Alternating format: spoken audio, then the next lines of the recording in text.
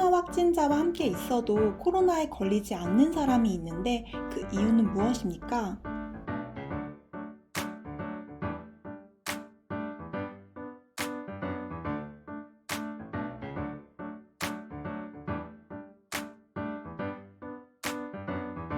안녕하세요. 강남 세브란스병원 감염내과 한상훈입니다. 사실 코로나 바이러스뿐만 아니라 모든 어떤 세균이나 바이러스 감염에서도 이러한 현상들은 자주 관찰이 됩니다. 그래서 감염을 전공하는 의사들 입장에서는 놀라운 사실은 아닌데요.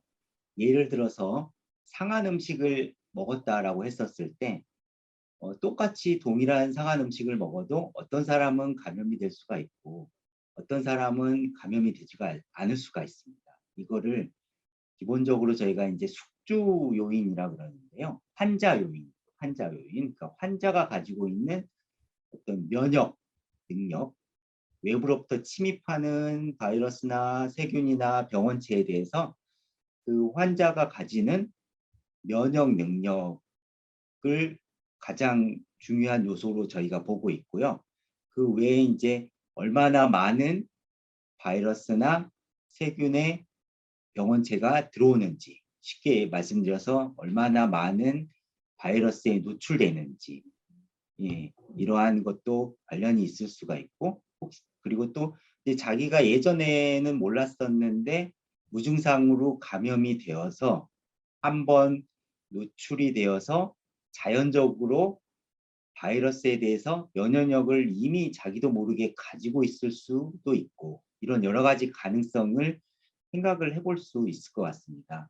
이 송지효 배우와 같이 이제 다른 이제 배우들은 다 밀접하게 접촉을 했었을 때 감염이 됐는데 본인이 감염이 안 됐다라고 하는 것도 사실은 좀 드물긴 하지만 충분히 가능하고 있을 수 있는 얘기입니다. 있을 수 있는 상황이고요. 네. 안녕하세요. 서울내과 한경일입니다. 처음에 질문 주셨던 이게 뭐 이슈라면 이슈고 화제면 화제인데 일단 뭐 그냥 일반적으로 생각하면 운이 좋네 이렇게 생각하겠죠. 그렇지만은 조금 더 자세히 의학적으로 한 4가지 정도로 분류해서 한번 설명을 해보겠습니다. 자, 이건 기사 화면을 캡처한 건데 잠깐 보시고요. 자, 첫 번째는 주변에 걸린 사람이 있더라도 운이 좋아서 안 걸릴 수가 있겠죠. 노출이 안 되니까. 또 노출이 되었더라도 양이 매우 적다면 뭐 안 걸린 거나 마찬가지겠죠.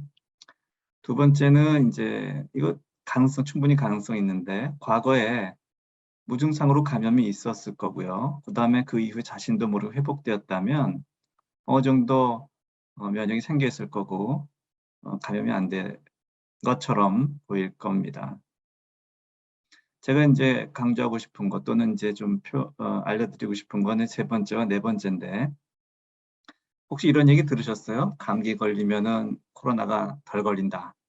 네. 그런 얘기가 좀 있었는데 거기에 그 말에도 어느 정도 근거가 있다는 논문도 있고 거기에는 데이터가 있어서 설명드릴게요. 3번째는 코비드 19에 감염이 안 됐는데도 불구하고 그 면역세포, T세포가 코비드 19에 대한 저항력을 가지고 있는 경우죠. 과거에 다른 코로나 바이러스 노출된 뒤에 이너 프로테인, 여기서 말하는 건 이제 뉴클리어 캡시드 프로테인인데 거기에 대해서 면역을 보유해서 이런 일이 생기지 않았나 라는 데이터가 있는데 곧 이따가 설명드리고, 4번째는 노출이 되었더라도 유전적으로 굉장히 강한 사람이 있을 수 있겠죠. 처음부터 대개 이제 특정 백혈구 유전자 보유자 HLA 보유자라고 하는데 또 이런 그룹들을 네버 코비드 코호트라는 표현을 쓰기도 합니다. 자, 그러면은 이제 무증상 감염은 얼마나 될지 한번 데이터를 볼게요. 92개 연구에 대해서 자마에서 발표가 있었는데요. 무증상 감염 비율은 북아메리카, 유럽, 아시아에서 각각 46, 44, 27.58. 꽤 많습니다. 그죠? 네. 그래서 무증상으로 감염한 다음에 회복될 수 있는데 특히 젊은 나이에 더 무증상이 많다고 되어 있는데 혹시 송지효 씨 나이 혹시 아세요? 제가 한번 여기 보면은 이제 39세 이하의 젊은 성인이 특별히 더 이제 무증상 감염이 높고 경증이 많다 이렇게 돼 있는데 왜 39세를 했는지 모르겠죠. 어쨌든 39세 근처가 아닌가 그냥 추정은 되는데. 네, 81년생이라고 합니다. 네, 그러면은 네, 딱 39세 만으로 네. 세네요. 어쨌든 젊은 성인은 무증상 감염이 더 많다는 거죠. 어쩌면 송지효 님한테 딱 맞을 수도 있겠습니다. 한국에 대해서 데이터가 있는데 그 오미크론의 무증상 비율은 신종감염병 중앙임상위원회 40명 임상 분석에서는 한 47.5% 무증상, 거의 반 정도 무증상이라 보시면 됩니다. 그리고 우리나라에 또 다른 연구가 있었어요. 근데 조금 데이터가 좀 다르긴 한데 이 데이터를 보니까 여기 오른쪽에 표현된 것처럼 한 27%, 거의 30% 정도는 무증상이다. 근데 왜 이렇게 틀릴까 생각이 들기도 하지만 우리가 검사를 그냥 많이 하면은 무증상을 많이 발견할 수 있겠죠. 무증상 감염을. 그렇지만 요즘처럼 증상 있는 사람만 감염을 주로 검사를 하다 보면은 아무래도 이 비율은 줄 겁니다. 그래서 초창기에 검사 데이터가 더 맞지 않나 이런 생각이 듭니다. 어쨌든 무증상 감염자가 많다, 적지 않다라는 정도만 기억해 두시면 될 것 같습니다. 자, 아까 이제 세 번째인데 예를 들어서 뭐 다른 코로나 바이러스 감염된 뒤에 이 코비드 19에 대해서도 어떤 면역을 갖지 않은가 이런 얘기가 있었는데 이건 조금 좀 구체적으로 본 연구입니다. 이 영국 임페리얼 칼리지에서 한 연구인데 이분이 굉장히 유명하신 분인가 봐요. 라이나 쿤드라는 분이 다른 매체에도 상당히 많이 등장합니다. 이건 어떤 거냐면 그 코비드에 노출이 됐는데 걸린 사람이 있고 안 걸린 사람이 있을 거 아니에요? 근데 안 걸린 사람들, 안 걸렸다는 말은 이제 PCR이 계속 네거티브였던 사람들인데 그런 사람들을 T세포를 조사를 해봤어요. 메모리 T세포를. 그랬더니 이 코비드 19의 그 안에 있는 프로테인에 대해서 어떤 특정한 면역을 가지고 있다는 것입니다. 보면은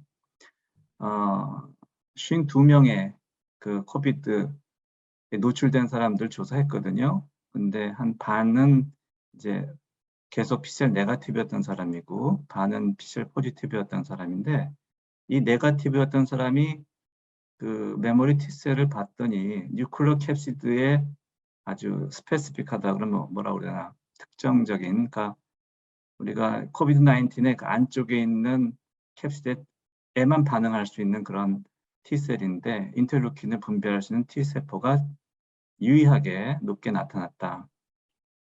그래서 이게 의미하는 바는 뭐냐면 흥미롭게도 우리가 지금 백신이 이제 스파이크 프로테인을 중심으로 만들어져 있는데 굳이 스파이크 프로테인을 중심으로 만들 필요가 없지 않을까.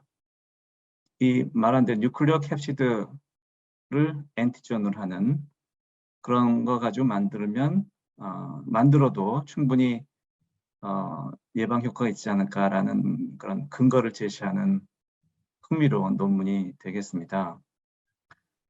아까 말씀드린 것처럼 스파이크 프로테인 요 바깥쪽에 있지만 이 이너 프로테인 중에 대표적인 게 이 RNA와 결합해 있는 뉴클레어 캡시드 프로테인 모양을 잠깐 보여드리겠습니다. 네. 그다음에 이제 걸리지 않는 군. 아마 유전적인 요인이 있을 거다라고 추정이 되는데 밑에 보시면 흥미있는 연구에 런던에서 팬데믹 초기에 그 보건의료 직종 사람들 한번 추적해서 연구를 해봤더니 한 15% 정도가 여기에 해당되지 않을까라고 가디언즈에서 보고를 했습니다. 그러니까 초반에 이제 바이러스가 왔어도 이 T세포가 초반에 그 증식하기 전에 바이러스를 갖다가 없애버린다 이런 거죠. 가장 빠른 초기에. 이러면 좋겠죠. 근데 이게 아무나 생길 것 같지는 않습니다. 그래서 정리를 해보면 어떤 휴먼 코로나 바이러스 4개의 한 엔데믹 그 코로나 바이러스에 대해서 어떤 크로스 이뮤니티를 발휘해서 이제 걸리지 않을 수도 있겠다. 아까 말씀드린 뉴클레어 캡시드 프로테인이 대표적인 거고요. 그래서 다른 그 감기 여러 가지겠지만 어떤 감기인지 모르겠지만 어떤 특정한 감기 바이러스는 역시 이런 B셀이나 T셀 리스폰스를 유발할 수 있는 능력을 가져서 비슷한 이 코비드-19에 대해서도 또 어떤 크로스 이뮤니티를 갖지 않을까라는 그런 가정을 제시하고 있습니다. 두 번째는 그 유전적인 차이인데 유전적으로 저항할 수도 있지만 또 유전적으로 오히려 더 susceptible, 더 나약할 수도 있겠죠. 한 20가지 정도의 유전자가 지금 알려지고 있다고 합니다. 앞으로 조금 더 이제 연구가 진행이 되면 특정 유전자를 가진 집단을 예측할 수 있을 것 같습니다. 그러면 저항력을 갖는지 더 취약하다든지 이런 식으로 구분을 할 수 있을 것 같아요. 그렇지만 이거는 우리가 노력해서 되는 분이 아니죠. 세 번째는 이제 뮤코잘 이뮤니티인데 이것도 참 흥미롭습니다. 우리가 이제 뮤코잘 이뮤니티는 되게 선천면역, innate immunity라고 하잖아요. 근데 이쪽을 보강시키는 방법을 요즘에 하려고 하는데 하나는 스프레이 같은 걸 뿌려가지고 코팅을 한다든지 또는 어떤 특정한 바이러스가 아닌 세균을 갖다가 집어넣으면 그 다음에 바이러스가 감염됐을 때 더 저항할 수 있는 뭐 특정한 인터페런이 훨씬 더 많이 분비될 수 있는 그런 이뮤니티를 유발할 수 있다고 되어 있습니다.